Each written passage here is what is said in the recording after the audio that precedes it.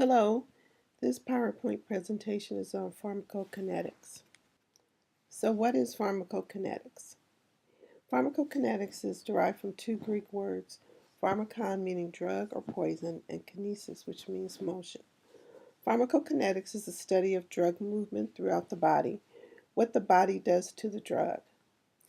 Pharmacokinetics also includes drug metabolism and drug excretion. By applying the knowledge of pharmacokinetics to drug therapy, we can help maximize beneficial effects and minimize harm. And it is essential in your new role as APRNs that you understand this concept. Pharmacokinetics involves absorption, distribution, metabolism, excretion, and time course of drug responses.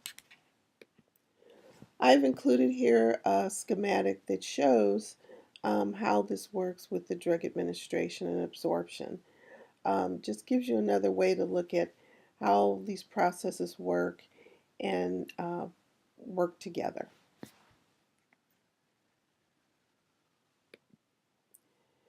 A general rule in chemistry states that like dissolves like. Therefore, cell membranes are composed primarily of lipids.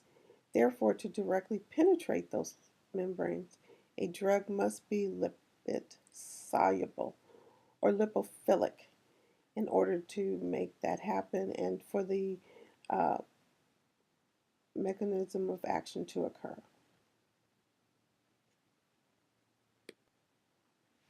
Absorption. Movement of a drug from its site of administration into the blood. The rate of absorption determines how soon effects will begin. The amount of absorption helps determine how intense that effect will be. What are the factors affecting drug absorption? You have the rate of dissolution, the surface area, blood flow, lipid solubility, and pH partitioning.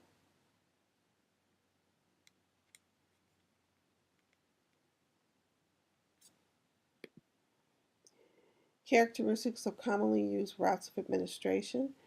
You have IV, and what are the advantages?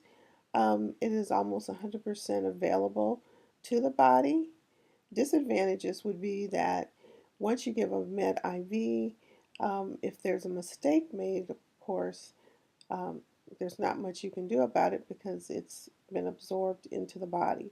You can't make the patient do much to reverse it unless there's some type of antagonist or antidote that can be given.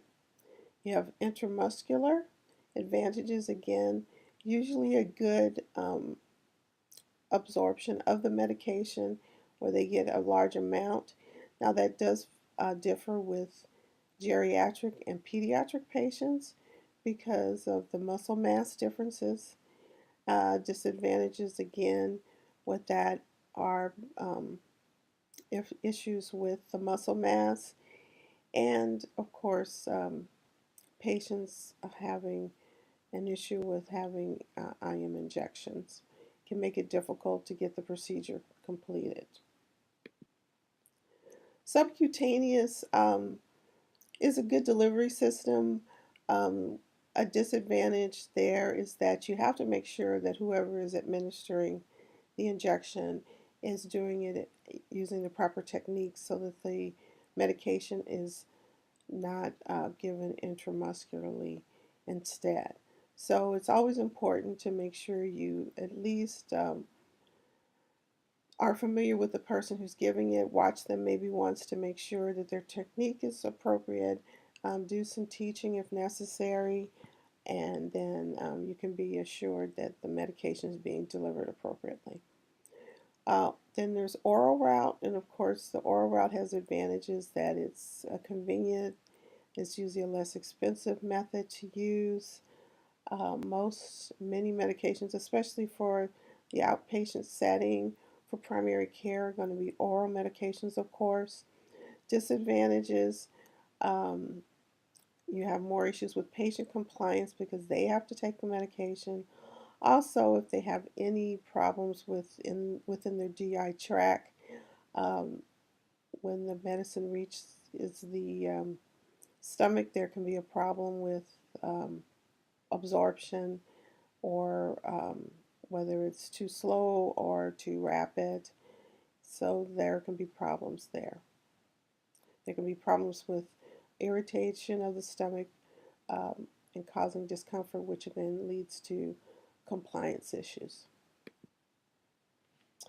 Additional routes, you have topical administration. Again, there you have to make sure that the integrity of the skin is intact.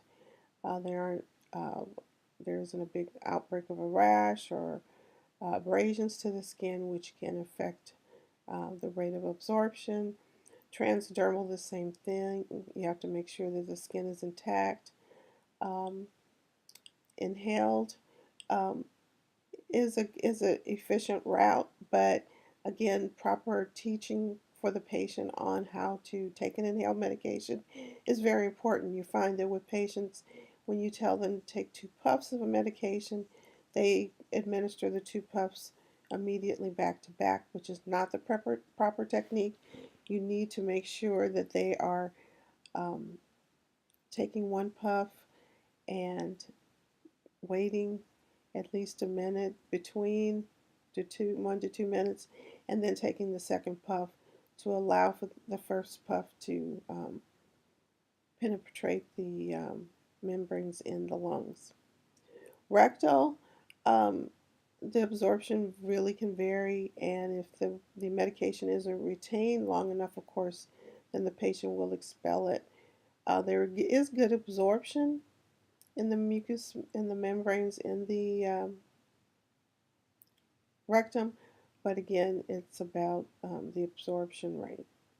Uh, Vaginally, medications can be given using suppositories or creams or foams. Usually, those are great for medications that need that direct contact with the um, tissue there. And then there's, of course, direct injection into a site such as the heart, joints, which you may be doing in an outpatient setting, nerves, and the central nervous system.